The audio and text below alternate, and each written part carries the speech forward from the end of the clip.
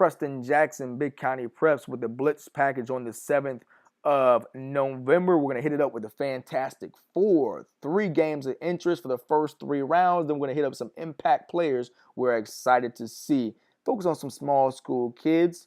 But let's hit it up top with Bloomingdale and Tampa Bay Tech for round 1. This is the second meeting between the two. First meeting in favor of Tampa Bay Tech, 21-49. This game here is going to come down to how the front 7 of Bloomingdale can handle the 3-headed rushing attack by Tampa Bay Tech.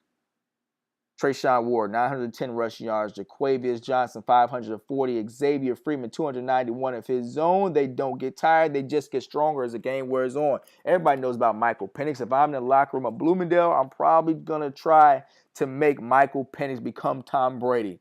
Complete some low percentage passes, but I'm definitely not going to let this running attack get going. In the first game versus Bloomingdale, Tampa Bay Tech rushed for 183 yards on 31 attempts. They averaged 6 yards per rush. 3 rushing TDs, 10 of 21 passing, 238 yards for less than 50% with 3 TDs.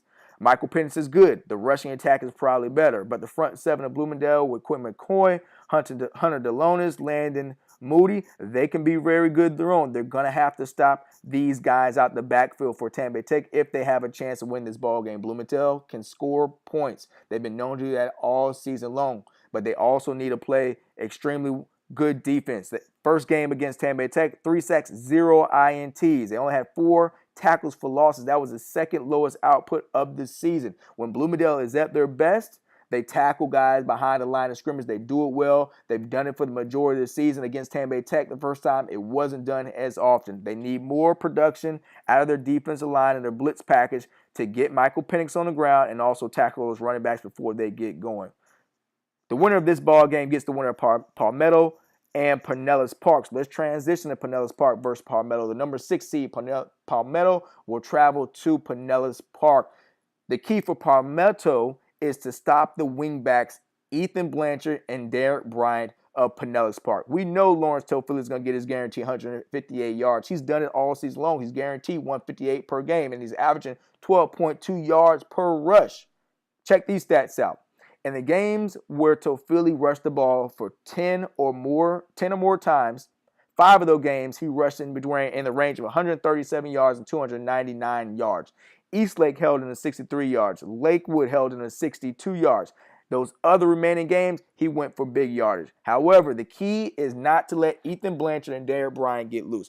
Both of those kids, the wingbacks for Pinellas Park, have similar stats. Both more than 70 attempts. Both with more than 640 rushing yards. Both with more than 8.4 yards per game. Both with more than 6 touchdowns. Anthony Marino is the key for Palmetto.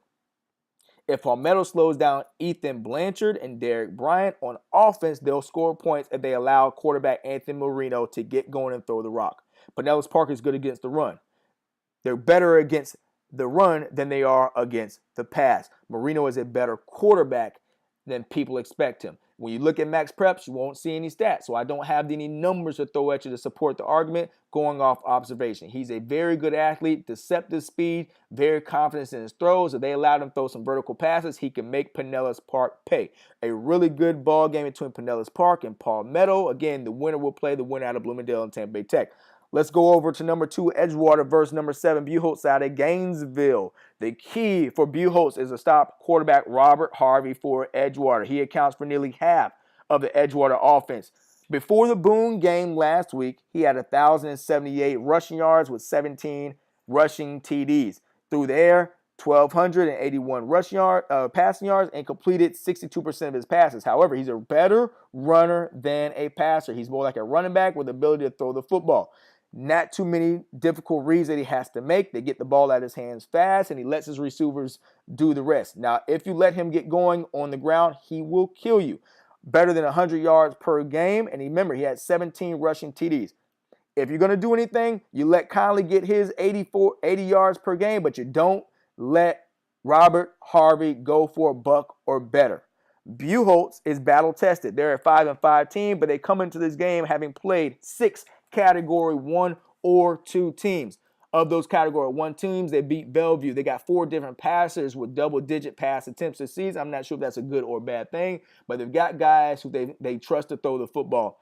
They try to balance the offense out. They had 308 rushing attempts, 210 passing attempts, 1,562 rushing yards, 1,613 passing yards, 19 and 18 TDs. 19 TDs on the ground, 18 TDs through the air. They try to get it going whichever way possible is working in that game, but they attempt to be balanced. If you're going to isolate anybody, and in my estimation, Edgewater needs to stop receiver Isaiah Michelle and force them to go someplace else. Michelle has 38 receptions, 695 yards, 7 receiving TDs. He is by far the biggest receiving threat.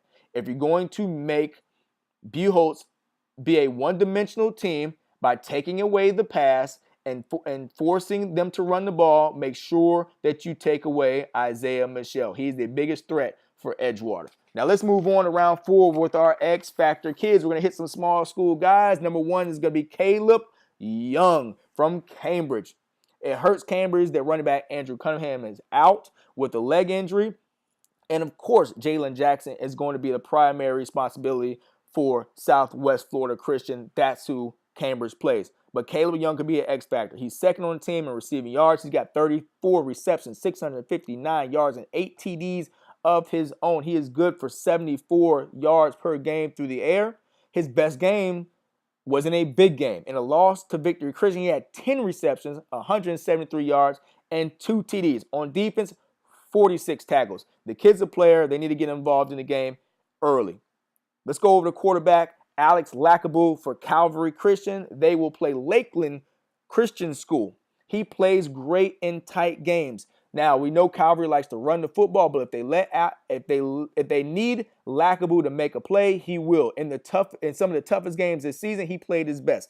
In a win versus Cardinal Mooney, 19-16, Lackaboo was 19 of 29, 193 yards, and completed 66% of his passes and 1 TD. In a 26-24 loss against First Academy, he was 15 of 21, 184 yards, completed 71% of his passes and 2 TDs. 3 TD passes combined, 0 interception. He is going to take care of the football. We're going to move up to Hernando County. Isaac Fields at Hernando. They play Clay. Fields is my X factor in this game. He's second on the team in rushing yards, 378. He's fourth on the team in rush attempts. He's got 22 of his own. Israel Fields got 80 attempts. Second on the team in yards per game. He's going to do about 47. Third on the team in rushing TDs. He's got 5, and he's third on the team in all-purpose yards. We know they're going to key on the big-time guys in Israel Fields, Boston Telef. Oh, shoot, I messed his name all up. And David Hell Bronson. Of course, they're going to key on Booker. So the guy that can go and make an impact for Hernando quietly is going to be Isaac Fields. He's my X factor. We hit this fast. We hit it heavy on the blitz package here. Fantastic 4. Hit us up on the social media platforms and let us know what other games and or players you want us to break down.